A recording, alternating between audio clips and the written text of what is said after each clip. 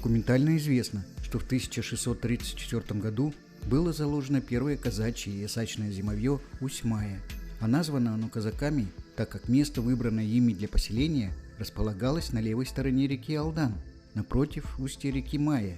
С середины XVIII века Усьмая значилась как пристань. В 1845 году, когда российско-американской компанией был проложен Аяно-Майский почтовый тракт, состоящий из 30 почтовых станций от Якутска до Нилькана, в числе других именуется и Усьмайская почтовая станция. Для обслуживания почтовых станций из России в Якутскую область завезли 589 душ крестьян. Из них 7 семей выбрало для постоянного места жительства станции Усьмая. Тогда же, во второй половине XIX века, Якутская область становится местом ссылки сектантов, скопцов, старообрядцев и духоборов. Именно они основывают первые поселения на реке Алдан – село Троицкое и Петропавловское. Поселенцы занимались хлебопашеством и огородничеством, приобщая к ним местных жителей. Они и были первыми государевыми ямщиками, которые и обслуживали на территории Майского ведомства почтовые станции. Будущие ямщики перебирались в Якутию из разных регионов, принося с собой особенности быта, традиционный фольклор и способы ведения хозяйства. Проживая бок о бок с якутами, они усваивали их язык, формируя тем самым особую синтетическую культуру. После заселения Аянского тракта в этих местах возникает хлебопашество и огородничество.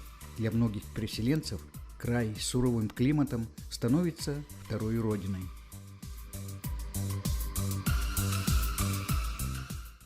По своему географическому положению Усьмайская почтовая станция начинает занимать постепенно положение узловой, и к ней начинают тяготеть появляющиеся селения на ответственных дорогах и водных путей сообщения.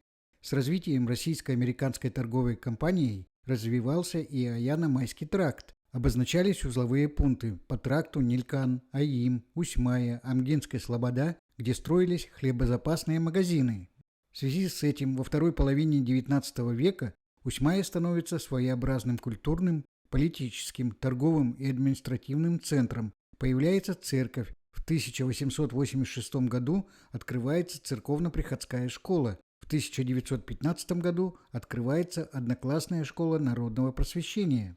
Сейчас в Усьмайском районе проживают многие потомки первых русских семей, которые занимались ямщицкой службой и земледелием. Наши предки были сосланы с Ярославской области, да, то там идет и Костромская, и Вятская, и Ивановская, и Московская. Ну, в общем, вся центральная Россия была сослана именно по берегам нашей Великой Лены.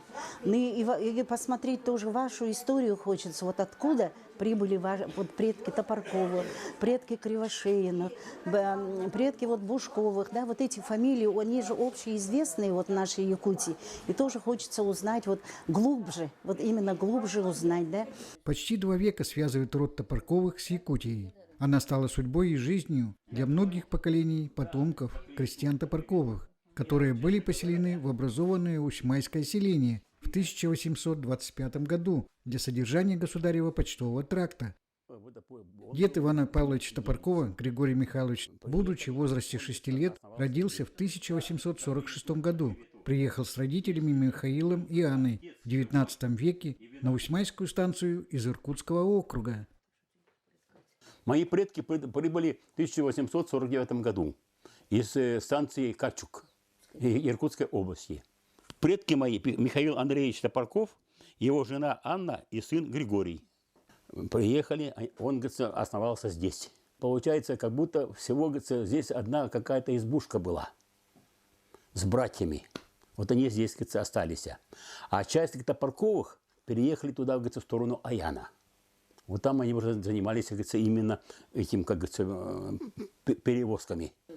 Почтовый тракт. Мой дед нашел жену Амгинскую, Саха, женился. И вот появился, говорится, первый сын у них, Василий Макарович, мой отец. Вот. У них было, допустим, 5 детей. Я здесь родился, я говорю, отец здесь родился. А отец родился в 19 году. Ну, держали скот мы, допустим. Вот за счет скота у нас было 5 человек. Мы, говорится, вот нас отец с матерью подняли.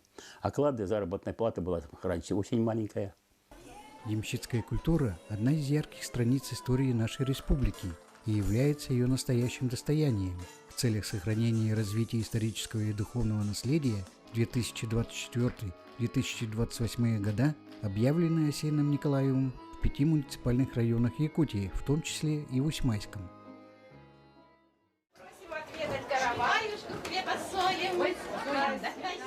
Всех гостей торжественного мероприятия, посвященного 5-летию ямщицкой культуры, встречались с хлебосольным караваем в этнокультурном центре «Сетим» села Петропавловск.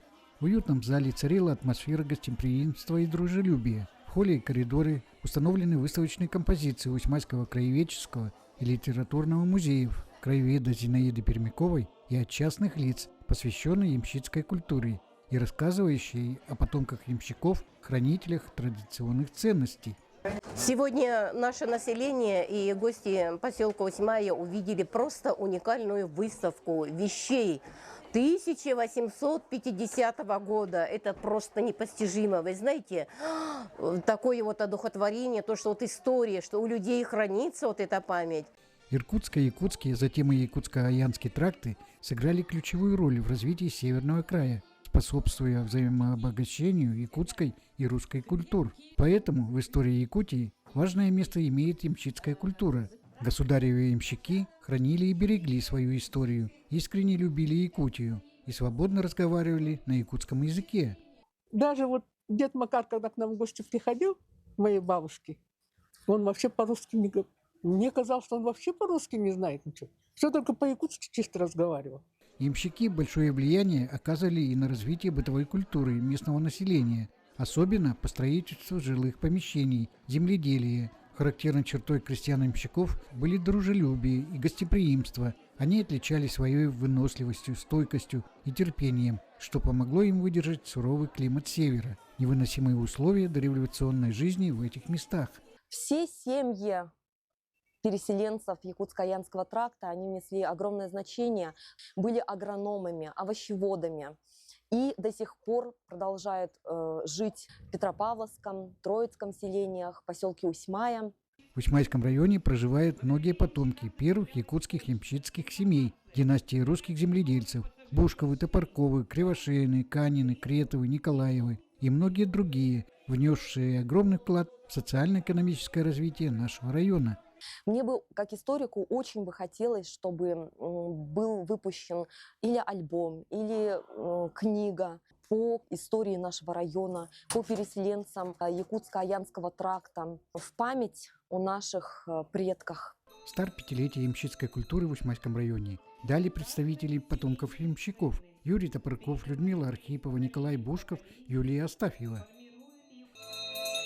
5-летие ямщицкой культуры в Усьмайском районе объявляется открытым. Поздравляем всех со знаменательным событием! Ура!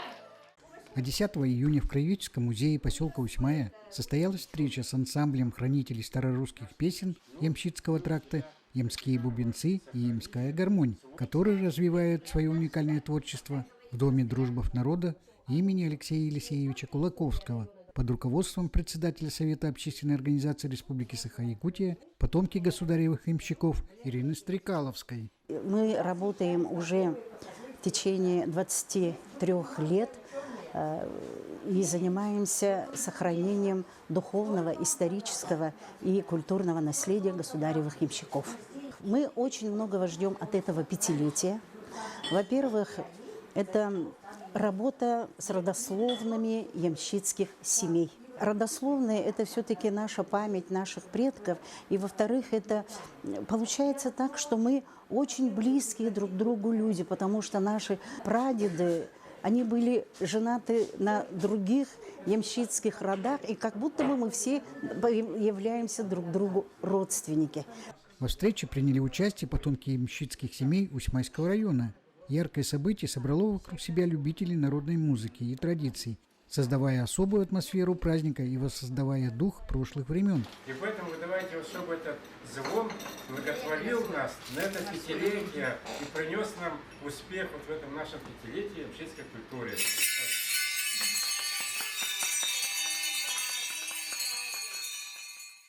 Ранее же ансамбль встретился с первым заместителем главы района Сыргаланой Борисовой и руководителями района.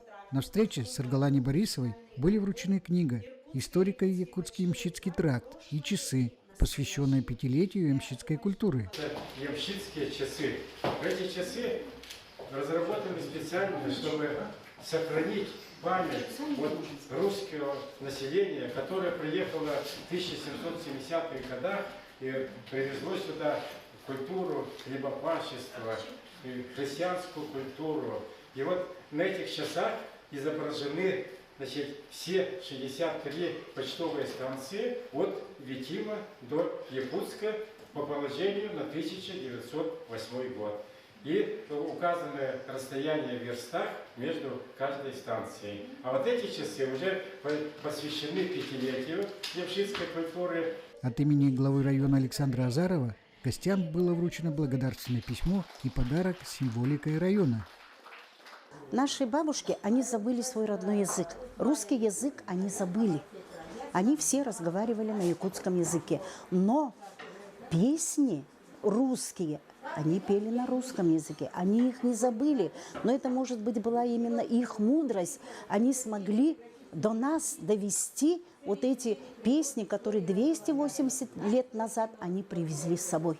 Они вот сидели, распевали они на посиделках, на гулянках, они говорили, эти песни распевали, и это передавалось из поколения в поколение, как драгоценная реликвия, и дошла до наших дней. И мы не должны потерять эти песни, и именно их мы должны оставить нашим потомкам.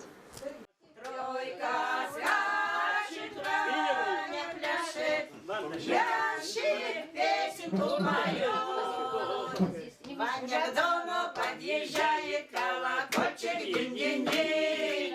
Ваня к дому подъезжает, колокольчик динь-динь-динь. В пятилетие ямщицкой культуры большое внимание будет уделено развитию творческих коллективов, восстановлению памятников и созданию новых знаковых мест.